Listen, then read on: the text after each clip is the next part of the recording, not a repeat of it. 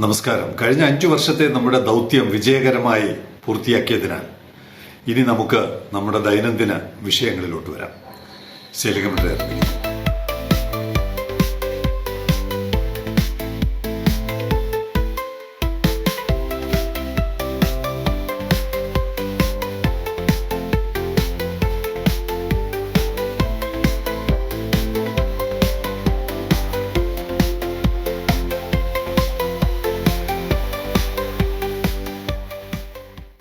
വിജയകരമായി ദൗത്യം പൂർത്തിയാക്കിയെങ്കിലും നമ്മുടെ ഗേറ്റ് ഇപ്പോഴും തുറന്നിട്ടില്ല, റോഡ് കണക്ട് ചെയ്തിട്ടില്ല. അതുകൊണ്ട് അത് തന്നെയാണ് പ്രധാന വിഷയം. അതിനകത്തൊന്നും യാതൊരു വിട്ടുവീഴ്ചയുമില്ല. ഏത് സർക്കാർ മാറിയാലും നമ്മുടെ സ്ലോഗനിൽ മാറ്റം വരുത്തുന്നില്ല. അതേസമയത്ത് വളരെ കുറച്ച് ദിവസങ്ങൾക്കുള്ളിൽ കേന്ദ്ര ഗവൺമെന്റ് നടപ്പിലാക്കാൻ പോകുന്ന കബട്ടാഷ് നിയമം നമ്മുടെ തുറമുഖത്തെ ബാധിക്കും. അതുകൊണ്ട് അക്കാര്യത്തിൽ നമ്മൾ എന്താണ് ചെയ്യേണ്ടത് എന്നുള്ളത് കുറച്ച് കാര്യങ്ങളെങ്കിലും നമ്മൾ മനസ്സിലാക്കി പോകണം. അത് ബന്ധപ്പെട്ടവരെ ധരിപ്പിച്ചുകൊണ്ടിരിക്കണം. Officials in India report that CMA CGM is in the process of transferring 2 more container ships into the Indian registry. ഇതാണ് ആവശ്യം. ഈ കബട്ടാഷ് നിയമത്തിലൂടെ ഇന്ത്യയുടെ ഒരു കഴിവ്, കപ്പൽ ഗതാഗത മേഖലയിൽ ഇന്ത്യയുടെ കഴിവ്, ഇന്ത്യയിലെ പുതിയ തലമുറ ഈ രംഗത്തേക്ക് കടന്നു വരിക തുടങ്ങിയതൊക്കെയാണ് ഗവൺമെന്റ് ആ നിയമത്തിലൂടെ. ലോകം മുഴുവനുമുള്ള നിയമമാണ്. അമേരിക്കയ്ക്ക് ഇത് വളരെ സ്ട്രിക്റ്റ് ആയിട്ട് നടപ്പാക്കുകയാണ്. ഇപ്പോൾ യുദ്ധത്തിന്റെ പശ്ചാത്തലത്തിൽ അവരല്പം ഡൈല്യൂട്ട് ചെയ്തിട്ടുണ്ട്. കബട്ടാഷ് നിയമം എന്ന് പറയുന്നത് ദൂരെ നിന്നൊരു കപ്പൽ, ഇപ്പൊ അമേരിക്കയിൽ നിന്നൊരു കപ്പൽ ഇവിടെ വരുന്നു, MSCയുടെ ഒരു കപ്പൽ വരുന്നു.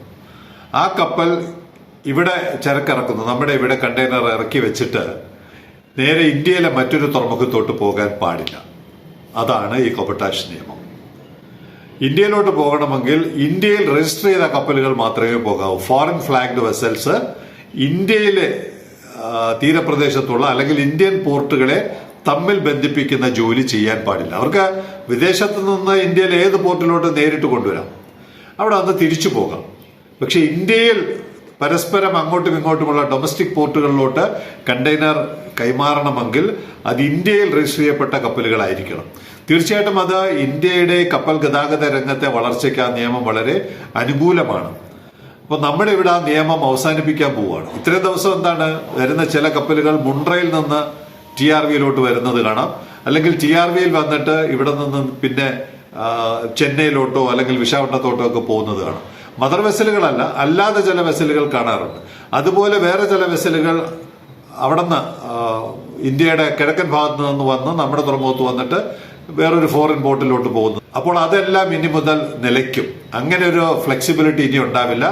ഡയറക്റ്റ് വരിക, TRVയിൽ ഡിസ്ചാർജ് ചെയ്യുക, തിരിച്ച് വേറൊരു രാജ്യത്തോട്ട് പോവുക. അപ്പൊ ആ ഒരു നിയമം കുറച്ചു നാളത്തേക്ക് കൂടി അയവ് നൽകിയത് ഉപയോഗപ്പെടുത്തുവാൻ, ആ അയവ് അവസാനിക്കാൻ പോകുന്നിടത്ത് CMA CGM ആദ്യത്തെ കപ്പൽ കമ്പനിയായിട്ട് രംഗത്ത് വന്നിരിക്കുകയാണ്. Officials in India report that CMA CGM is in the process of transferring 2 more container ships into the Indian registry. അപ്പൊ നേരത്തെ അവര് 4 കപ്പലാണെന്ന് തോന്നുന്നു ഇന്ത്യയിൽ രജിസ്റ്റർ ചെയ്തു. ഇങ്ങനെയാണ് ഇത് ഓവർകം ചെയ്യുന്നത്. നിയമത്തെ ഓവർകം ചെയ്യാൻ എടുക്കുന്ന മാർഗം ഇതാണ്. അപ്പൊ ഒരു 4 രജിസ്റ്റർ ചെയ്തിട്ടുണ്ട്. ഇപ്പൊ 2 കൂടി അവര് രജിസ്റ്റർ ചെയ്യുന്ന പ്രക്രിയ തുടങ്ങിയിട്ടാണ്. അപ്പൊ ആ 6 കപ്പലുകൾക്ക്, CMA CGMന്റെ 6 കപ്പലുകൾക്ക് ഇന്ത്യയിലെ മുഴുവൻ ചരക്കുകൾ കൈകാര്യം ചെയ്യും. അപ്പൊ അവരുടെ ഒരു വലിയ കപ്പൽ ഇവിടെ വരുന്നു, മദർ വെസൽ വരുന്നു, ഏതെങ്കിലും ബോട്ട് ഡിസ്ചാർജ് ചെയ്താൽ ആ കപ്പലിന് തിരിച്ചു പോകാം. അതേസമയത്ത് ആ കമ്പനി തന്നെ മറ്റ് പോർട്ടുകളിലോട്ട് ഇത് കൊണ്ടുപോകും. എന്ന് പറഞ്ഞാൽ അവർക്ക് ഒരു ഡെഡ് ലൈൻ മീറ്റ് ചെയ്യാൻ, അവരുടെ സപ്ലൈ ചെയിൻ പറയുന്ന സമയത്ത് കൃത്യമായി നടക്കണമെങ്കിൽ അവരുടെ തന്നെ കപ്പലുകൾ ഓപ്പറേറ്റ് ചെയ്യണം, അല്ലെങ്കിൽ അവർ മാനേജ് ചെയ്യുന്ന കപ്പലുകൾ ഓപ്പറേറ്റ് ചെയ്യണം. അല്ലാതെ ഇവിടെ കൊണ്ടുവന്ന് ഇറക്കിയിട്ട് വേറെ ഒരു കമ്പനി അത് കൊണ്ടുപോകുമെന്ന് പറഞ്ഞാൽ അവർക്ക് അതിന്റെ ഉത്തരവാദിത്വം ഏറ്റെടുക്കാൻ പറ്റില്ല. അതുകൊണ്ട് ആ കമ്പനികൾ തന്നെ ഇന്ത്യയിൽ കപ്പലുകൾ രജിസ്റ്റർ ചെയ്തുകൊണ്ടാണ് ഈ നിയമം മറികടക്കുകയല്ല, ഈ നിയമം അനുസരിക്കുന്നത്. The move was made in part to address changes in India's cabotage regulations that restricts foreign flag carriers from moving domestic cargoes. ഞാൻ ഇത്ര നേരം പറഞ്ഞ അതേ കാര്യമാണ് അവർ ഒരു സെന്റൻസിൽ പറഞ്ഞു വെച്ചിരിക്കുന്നത്. In January 2026, the Ministry of Ports, Shipping and Waterways announced it was ending a 2018 exemption for foreign ships to transship laden containers for export, MTs and agriculture and horticulture products. അപ്പൊ ഇത് നിലവിൽ കുറച്ചൊരു ഇളവ് നൽകിയിരുന്നു. 2018 ഈ എക്സംഷൻ നൽകിയത്. ആ exemption January 26 announce it was ending, ഇത് അവസാനിപ്പിക്കുകയാണ് എന്ന് പറഞ്ഞുകൊണ്ട് ഈ യുദ്ധത്തിന്റെ പശ്ചാത്തലത്തിലാണെന്ന് തോന്നുന്നു കുറച്ചുകൂടി നീട്ടിക്കൊടുത്തിട്ടുണ്ട്. ഒരു 6 മാസത്തേക്ക് അത് നീട്ടിക്കൊടുത്തു. ഇനി അത് നീട്ടലുണ്ടാവില്ല, ഇനി അത് അവസാനിപ്പിക്കും. While CMA CGM was the first, Maersk followed with 2 ships that moved into the Indian registry. അപ്പൊ ആദ്യം CMA CGM ആണിത് തുടങ്ങിയതെങ്കിൽ ക്രമേണ മേഴ്സ്കും ഈ പാത സ്വീകരിച്ച് ഇന്ത്യയിൽ കപ്പലുകൾ, അപ്പൊ ഇന്ത്യയിൽ കപ്പലുകൾ രജിസ്റ്റർ ചെയ്താൽ ഇന്ത്യൻ ഫ്ലാഗിന്റെ കീഴിൽ വന്നു കഴിഞ്ഞാൽ ഈ നിയമം അവർക്ക് ബാധകമല്ല. അവർക്ക് ഫ്ലെക്സിബിൾ ആണ്. എല്ലാ പോർട്ടുകളിലോട്ടും മേഴ്സ്കിന് പോകാം. ഇപ്പോൾ ഇവിടെ രജിസ്റ്റർ ചെയ്തിട്ടുള്ള എല്ലാ കപ്പലുകൾക്കും, CMA CGMന്റെ എല്ലാ കപ്പലുകൾക്കും ഇന്ത്യയിലെ എല്ലാ പോർട്ടിനും പോകാം. മേഴ്സ്കിലെ രജിസ്റ്റർ ചെയ്ത എല്ലാ കപ്പലുകൾക്കും പോകാം. അപ്പൊ നമ്മുടെ MSCയെ കുറിച്ച് ഇതുവരെയും ഒന്നും അറിഞ്ഞിട്ടില്ല. വളരെ പെട്ടെന്ന് അവർ തീരുമാനമെടുക്കും. ഈ ഗണത്തിൽ അവർ CMA CGM Victoria, Mendelson, Diamond, Manus എന്ന് പറയുന്ന കപ്പൽ. അപ്പൊ ഈ കപ്പലുകളെല്ലാം 2556, 3700 റേഞ്ചിലുള്ള ഫീഡർ വെസലുകളാണ് ഇന്ത്യയിൽ രജിസ്റ്റർ ചെയ്യുന്നത്. എന്താണ് കാരണം?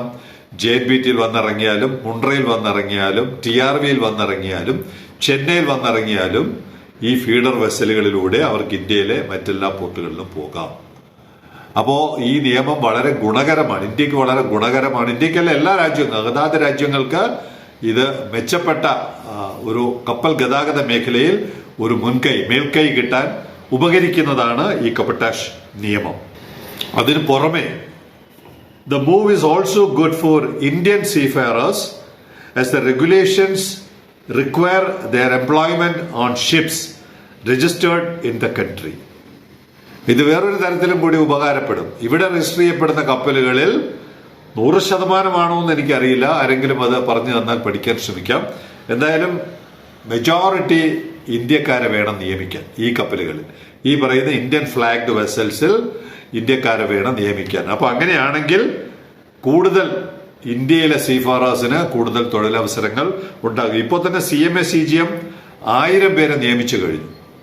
ഈ പുതിയ നിയമത്തിന്റെ പേരിൽ അവർ 1000 പേരെ നിയമിച്ചത് 1500 കൂട്ടുവാനുള്ള നടപടികൾ ആരംഭിച്ചിട്ടുണ്ട്.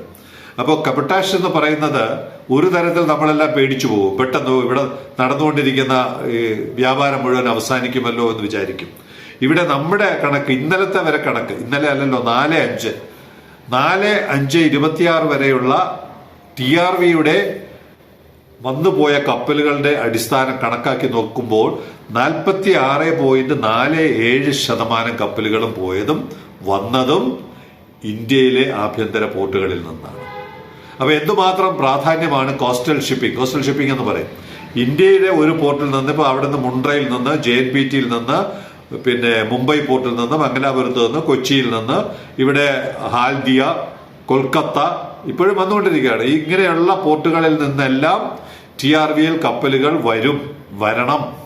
അങ്ങനെ വന്നാലേ വ്യാപാരം കൂടുതൽ നടക്കുകയുള്ളൂ. അപ്പോ ഈ 4-5 വരെ, 2 ദിവസം മുമ്പ് വരെ ഇവിടെ വന്നുപോയ കപ്പലുകളുടെ 46.4% ഈ ആഭ്യന്തര പോർട്ടുകളിൽ നിന്ന് വന്നതാണ്.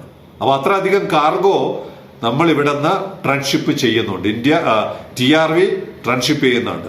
ഒന്നുകിൽ ഇങ്ങോട്ട് വരുന്നു, അല്ലെങ്കിൽ അങ്ങോട്ട് പോകുന്നു. അപ്പൊ അത് വളരെ വളരെ പ്രധാനപ്പെട്ടതാണ് കബട്ടാഷ് നിയമം. അതുകൊണ്ട് തന്നെ MSC വളരെ പെട്ടെന്ന് തന്നെ അവരുടെ തീരുമാനം പ്രഖ്യാപിക്കും എന്ന് തന്നെയാണ് നമ്മുടെ പ്രതീക്ഷ.